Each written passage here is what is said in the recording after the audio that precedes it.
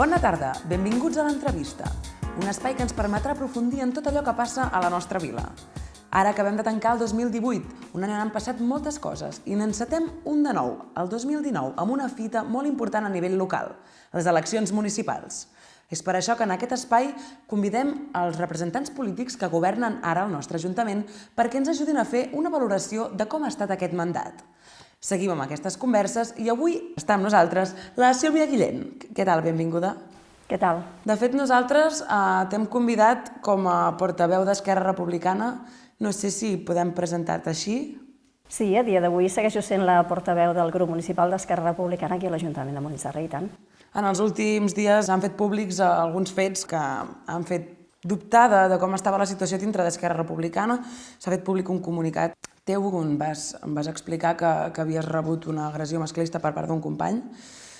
Però si et sembla, ho tractarem més endavant per poder fer primer una valoració de com ha estat aquest mandat de manera cronològica i quan ens anem apropant a l'actualitat ho anem tractant. Perfecte. Fa un any es va canviar el pacte de govern, vau passar a ser govern, juntament amb PDeCAT i la CUP, i des de llavors has estat regidora de Comunicació, Participació, Solidaritat i Cooperació i Mobilitat, és així? Exacte, sí. Com valores aquest any a govern? Un any intens on crec que hem après molt.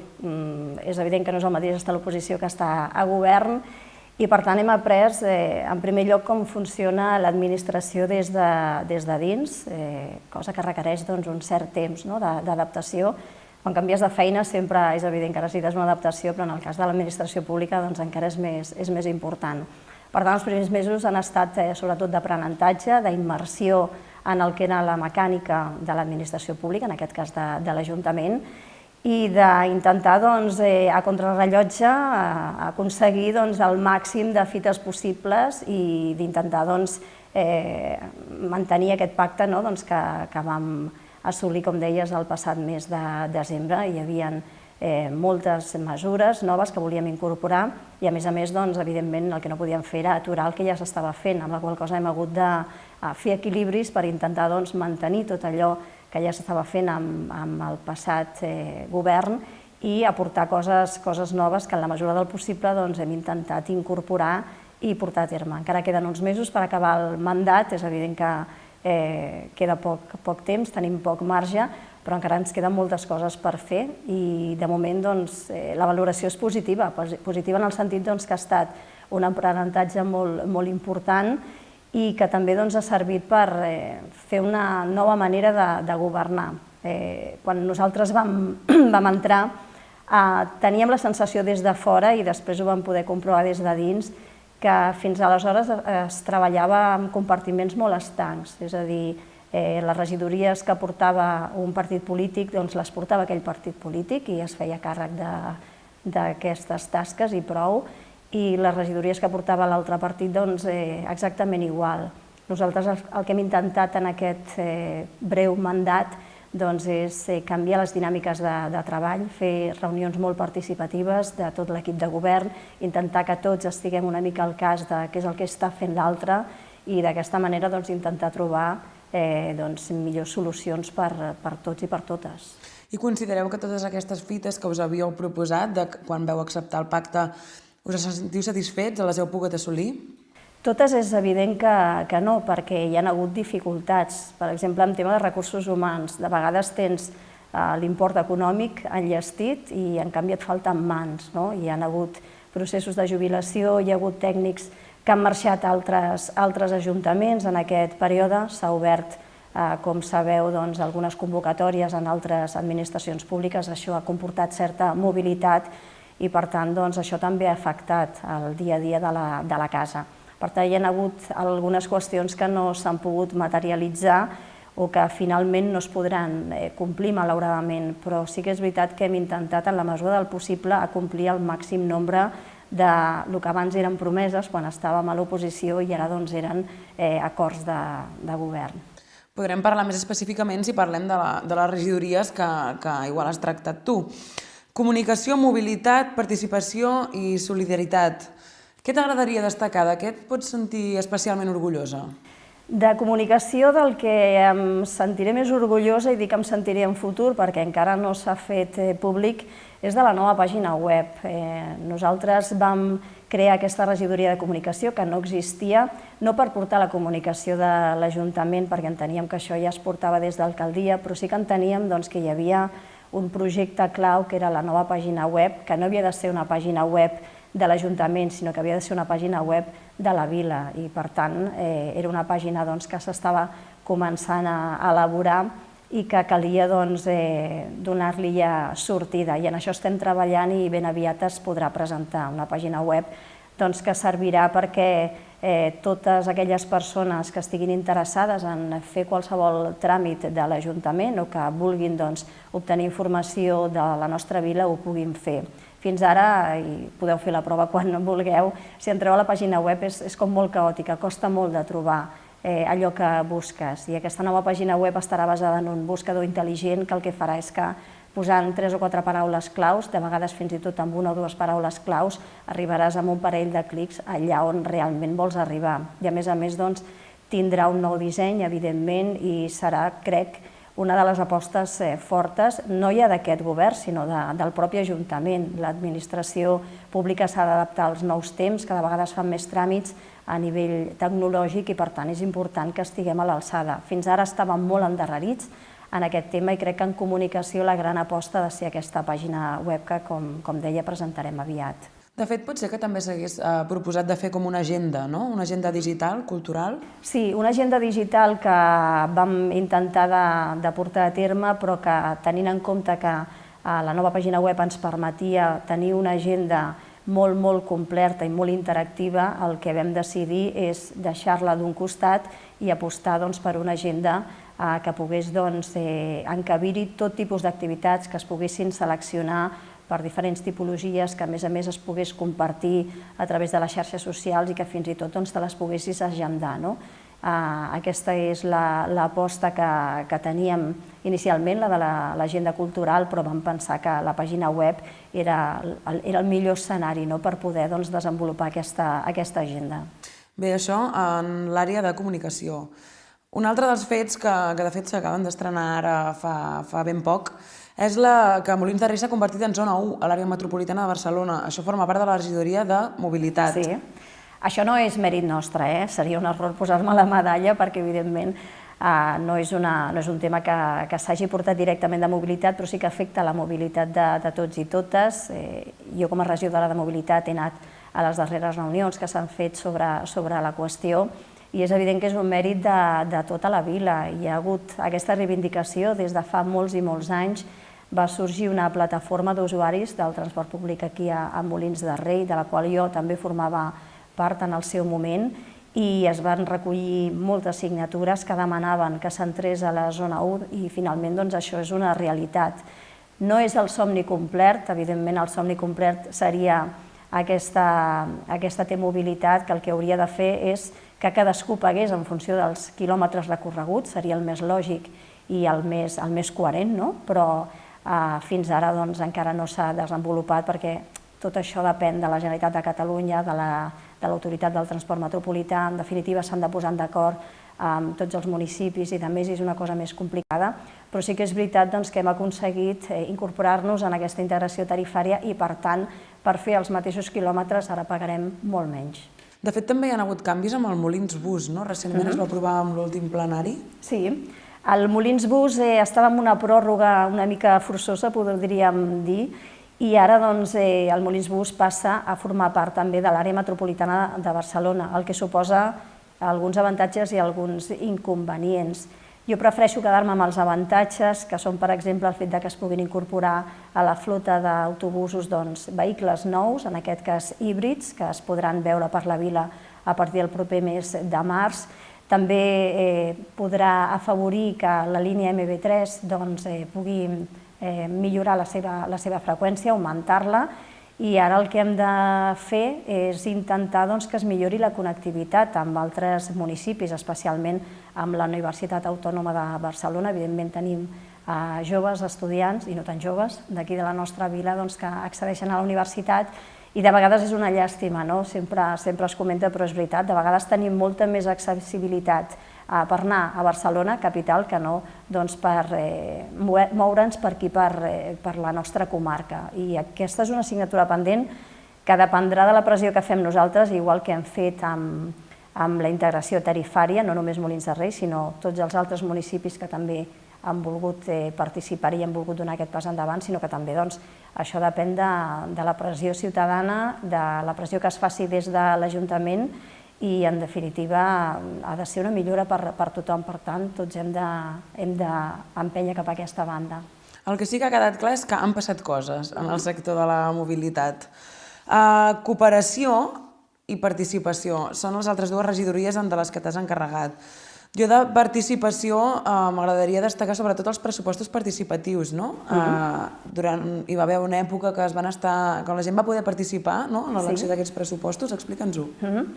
Els pressupostos participatius ja fa uns anys que es fa. La novetat, podríem dir, d'enguany és que es va passar de fer-se de forma anual a fer-se cada 2 anys.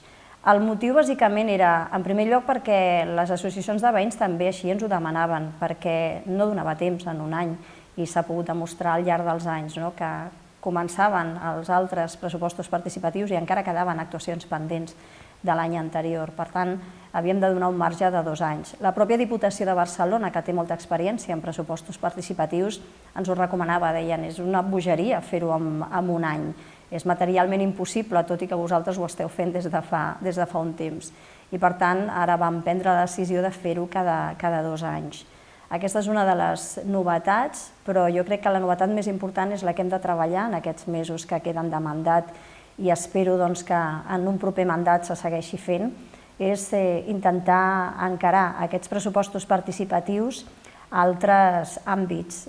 Fins ara estem parlant d'inversió en via pública i, si us hi fixeu, tots els pressupostos participatius que es fan, totes les actuacions que es fan, tenen a veure, per exemple, amb parcs infantils, amb parcs per la gent gran, amb l'arranjament d'algunes voreres, amb algunes instal·lacions esportives a l'aire lliure. Sempre estem parlant de totxo, perquè m'entengueu. Crec que ha arribat el moment de donar un pas més i poder ampliar no només el capítol 6, que és el capítol d'inversions, que aquests pressupostos participatius no només s'assenyeixin a aquest capítol, sinó que es traslladin al capítol 2 i al capítol 4 del pressupost, que són els capítols que fan referència a altres despeses, que en aquest cas serien projectes. I crec que el més interessant és que les associacions de veïns, allà on els barris tinguin associació de veïns, puguin desenvolupar projectes que millorin la qualitat de vida dels seus vilatans i vilatanes, en aquest cas dels seus veïns i veïnes.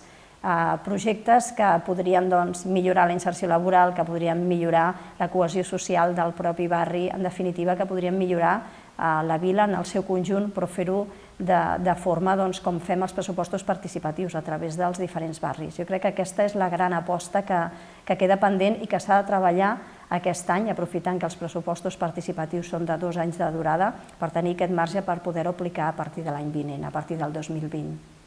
D'acord. I en àmbit de la cooperació, de fet, Sílvia, t'has fet un viatge, no?, aquest any? N'he fet 2, aquest any he viatjat molt. Sí. Per treballar més profundament i conèixer més de prop això, no? Explica'ns una mica quina ha estat aquesta experiència. Mira, el primer que et volia comentar, perquè moltes vegades la gent et diu mira quina jeta, que te'n vas de viatge i de més, i tenim un projecte que es diu Contrarrumors, i una de les edicions el que feia precisament és trencar els tòpics sobre els cooperants. I també hem de trencar una mica els tòpics sobre els regidors i regidores que tenim aquesta responsabilitat i que anem a visitar projectes, perquè sembla que marxis de vacances, però no, ni molt menys.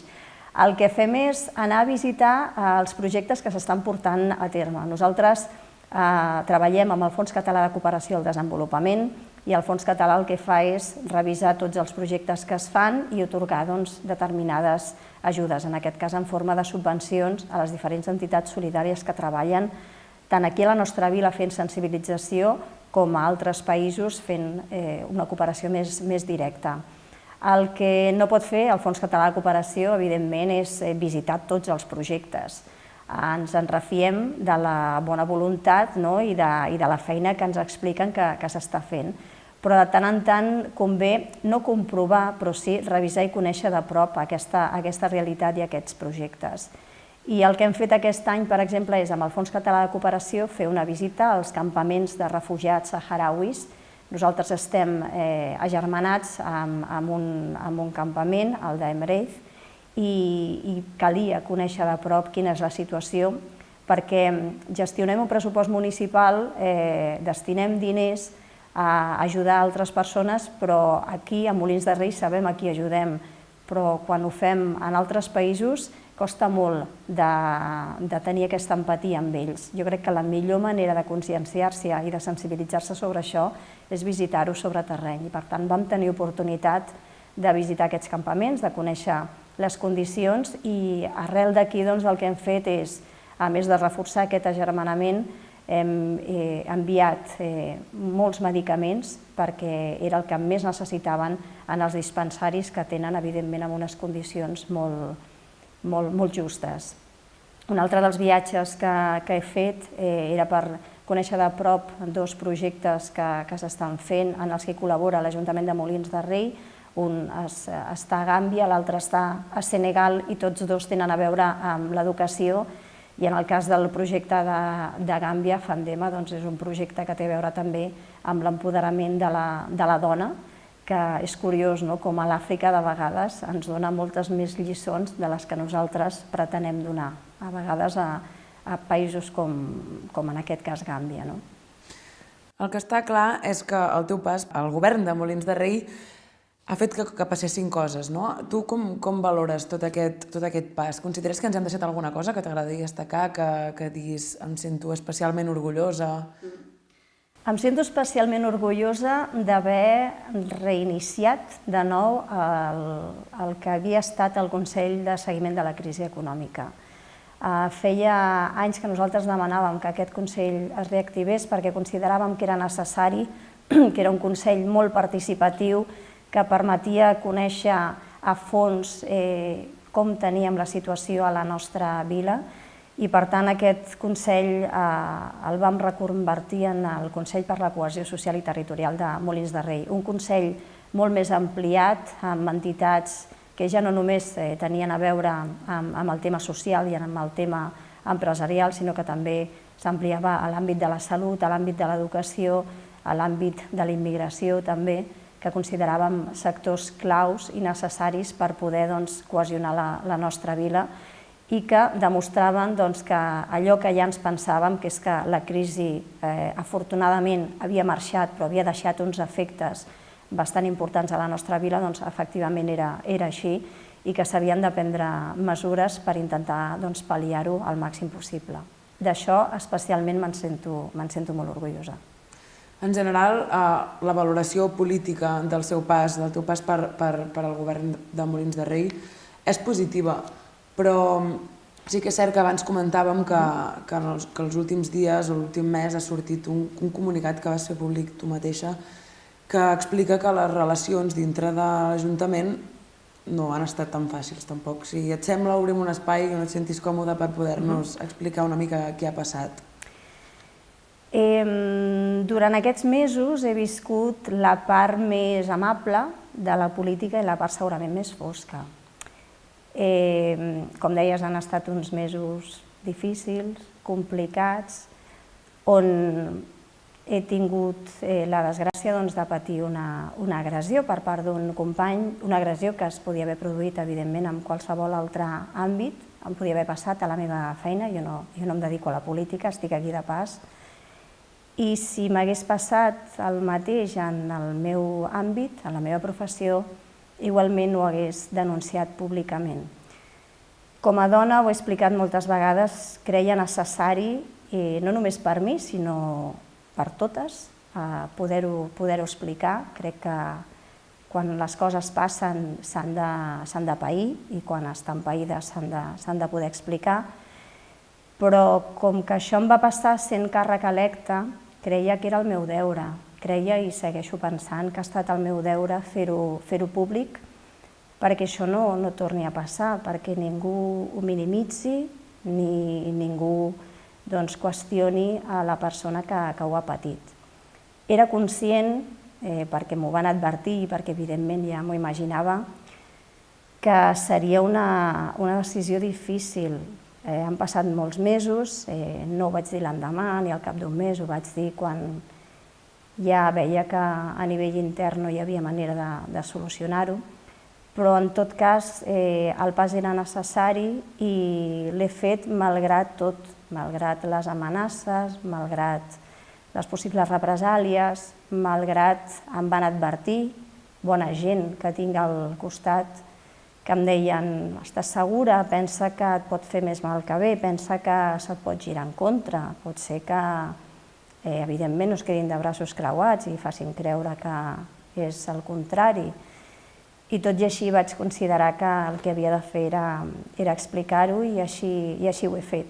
Vull deixar clar que no és una denúncia contra una persona, contra un company, allò va passar, i va passar i està allà. La meva denúncia pública és contra la reacció d'un col·lectiu. En aquest cas ha estat un partit polític. Insisteixo, podria ser qualsevol altre col·lectiu, ho he dit moltes vegades, podria ser una entitat del poble, podria ser un club esportiu, tant se val. El problema és que minimitzem moltes vegades relacions personals que tenim.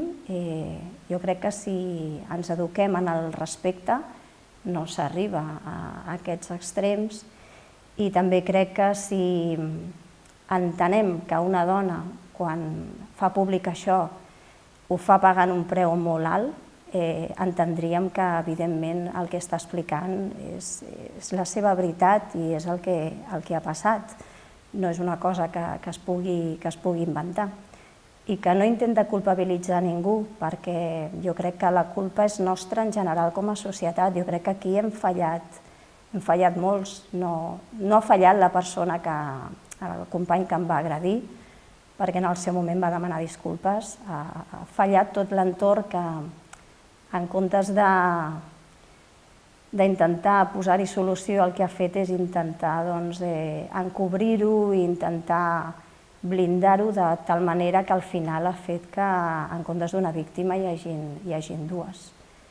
Quan la meva denúncia no anava contra una persona, sinó que anava contra la gestió que ha fet un partit polític, se suposa que d'esquerres, en un cas de clara agressió masclista.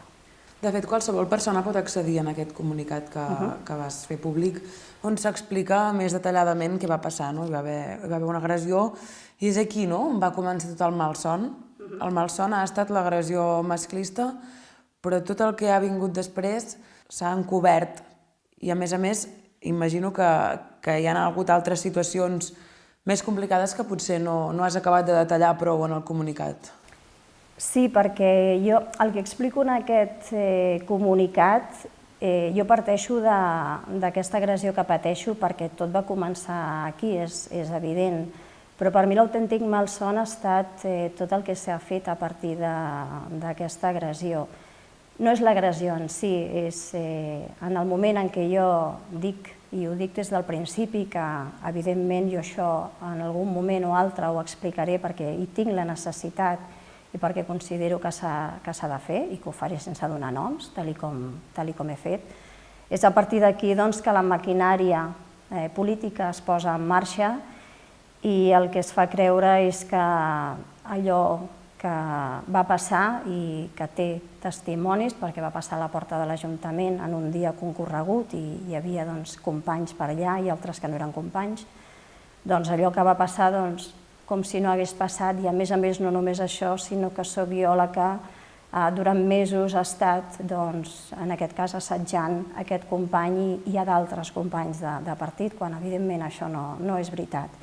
Tampoc justificaria una agressió, també ho vull deixar clar, és a dir, suposant que jo hagués fet això, res justifica una agressió, però és que a més no és veritat i és una manera d'intentar sortir-se'n que realment ha estat la pitjor, perquè a mi m'han fet viure això, el que explico, un autèntic malson.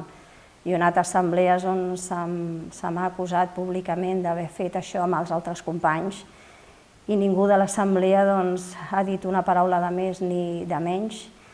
S'han fet actes d'assemblees que realment fan avergonyir a qui les llegeixi i que fan de manera molt clara entendre què és el que han fet amb mi durant els darrers mesos.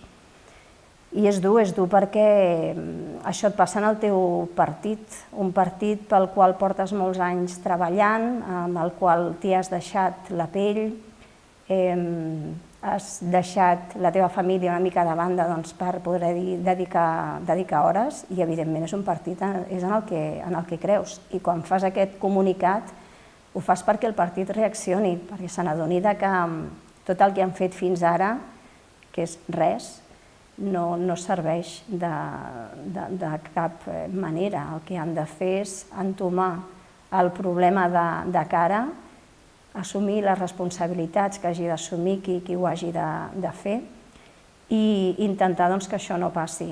Quan un diputat, quan jo vaig dir que ho publicaria la setmana següent, em va demanar de parlar amb mi per evitar que això es publiqués, jo li vaig demanar 3 coses, simplement. La primera és que m'ho deixés explicar perquè hi tenia la necessitat i creia que era el més convenient. La segona és que el partit adoptés les mesures necessàries perquè això no podia quedar com si res. I en tercer lloc, que cap dona del partit, cap dona evidentment d'enlloc, però en aquest cas del partit, hagués de passar pel que havia hagut de passar jo. Em va dir que sí, que li semblava correcte, sempre i quan no ho fes públic. Jo entenia que les 3... No, jo entenia que les tres coses que demanava anaven juntes i, de fet, la meva lluita fins al final serà aquesta. Jo he donat el primer pas, que és el fer-ho públic. Ara entenc que s'han d'assumir les responsabilitats perquè no és problema d'una persona que aquell dia em va agredir, és problema d'un col·lectiu que no té un protocol d'actuació. Que no té un protocol d'actuació i que, a més, tots els passos que donen són per encobrir i són per tergiversar la realitat. Perquè tu has tingut el problema a nivell local, però un cop demanes ajuda a nivell nacional, és això, tampoc has rebut cap mena d'ajuda a nivell nacional. A nivell nacional arriba... A nivell nacional arriba perquè un company de partit, en aquest cas el Marc Rebolà, quan veu que està passant tot el que està passant, decideix enviar un correu electrònic, un correu en forma de carta, donant-se de baixa del partit com a militant i explicant el motiu pel qual ho fa. I allà explica tot, amb ets i uts. La resposta del partit polític és però et girem el rebut o no? Clar, davant d'aquesta reacció no queda més remei que fer-ho públic. És evident que no es podia fer una altra cosa. Si algú considera que m'he equivocat fent-ho públic, jo soc d'aquelles persones que sempre em penedeixo del que no faig, no del que faig. Acostumo a penedir-me del que no faig. I sé que si no ho hagués fet m'hagués penedit tota la vida.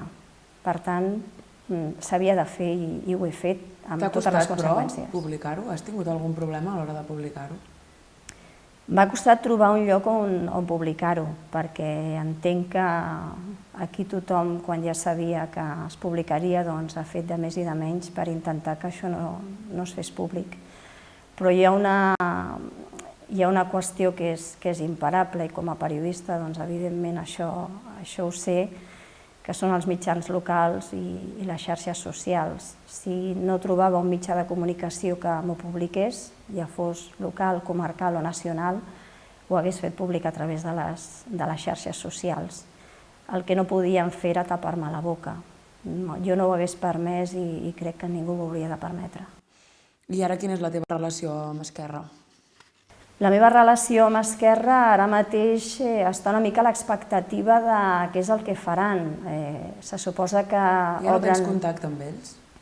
Jo no tinc contacte amb l'assemblea ni amb l'executiva local. Jo estic fent la meva feina a govern com a regidora. Estic dins del grup municipal d'Esquerra Republicana de Catalunya, però estic acabant, de fet, enllestint totes les tasques que se suposa que tinc com a responsabilitat dins de les meves regidories. Entenc que el regidor o regidora nou que entri serà el que haurà de portar la veu d'Esquerra Republicana al govern i també a l'Ajuntament. Haurà de ser la persona en qui hi tinguin confiança. És evident que en mi i en el Marc Rebolà no la tenen, entenent que no ens creuen i que si no ens creus és que estem mentint. No sé fins a quin punt és lògic que dos regidors d'Esquerra Republicana de Catalunya denunciïn aquesta situació, una persona, en el meu cas, que l'ha viscut i l'altra perquè l'ha presenciat i que no se'ls cregui. No sé fins a quin punt això és lògic. Per tant, la nostra relació, tant la meva com la del Marc Rebolà, és una relació complicada. No és tensa perquè tampoc no és que hi hagi relació, però nosaltres seguim fent la feina a l'equip de govern, no volem que això perjudiqui a l'actual equip de govern, tampoc volem que perjudiqui a la secció local d'Esquerra Republicana. Ells han triat un nou cap de llista, entenc que estaran fent el seu camí cap a les municipals i nosaltres el que hem de fer és el compromís que vam adquirir tant quan ens vam presentar a les eleccions com quan vam entrar a govern, que és el de portar el programa d'Esquerra fins al final. I fins que ens ho permetin, aquí seguirem. Sílvia, t'agraeixo molt que hagis vingut a explicar-nos obertament tot això que ha passat, que ens hagis ajudat a fer una valoració del mandat, ja que ho heu viscut des de primera mà, i que ens hagis pogut explicar detalls de tot aquest fet que ha passat. Una última pregunta abans de marxar. Seguirem fent política? És una bona pregunta i és la pregunta del milió. És difícil donar-te resposta ara mateix perquè tinc una carpeta mig oberta, a punt de tancar. Fins que no tanqui aquesta carpeta, que és aquest cas, no podré prendre una decisió perquè seria errònia. La prendria amb calent, podríem dir, no necessito prendre-la amb fred. El que sí que tinc clar és que la política m'agrada i la política es pot exercir des de molts àmbits, des de molts vessants, no necessàriament al capdavant d'una formació política ni en una llista electoral. Per tant, segur que seguiré vinculada d'alguna manera o altra a la política perquè per mi és una eina de transformació social, segurament la més poderosa que tenim juntament amb el poder de la gent, amb els carrers i places, que tantes vegades s'han omplert de reivindicacions. I seguir o no seguir en política activa dependrà de molts factors. En primer lloc del personal, de com em trobi jo de preparada per seguir o per deixar-ho estar. Perquè, com et deia al principi, no és la meva professió i porto ja uns quants anys fent aquest servei públic. Potser ha arribat el moment de deixar-ho estar, o potser no. Tot dependrà del meu estat anímic, de la meva situació familiar, de si la família més propera ho veu bé o no, i també dependrà de si sóc capaç, en el cas que volgués seguir, de trobar una formació on em senti valorada, on em senti respectada i on m'hi senti a gust per poder treballar. Són molts factors que haig de tenir en compte per poder prendre la decisió. Però fins que no tanqui aquesta carpeta, la decisió no la puc prendre amb el cap serè. Segur que la decisió que prenguis serà la millor per tu. Nosaltres et desitgem tota la sort del món i que es pugui resoldre tot aquest fet de la manera menys dolorosa possible. Gràcies per haver vingut i per haver-nos fet aquesta valoració, Sílvia. A vosaltres. Nosaltres ho deixem aquí amb la Sílvia, però ens seguirem veient perquè seguirem parlant amb els representants polítics que ara mateix governen el nostre Ajuntament per ajudar-nos a fer una valoració d'aquest mandat que deixarem enrere ben aviat. Fins la propera.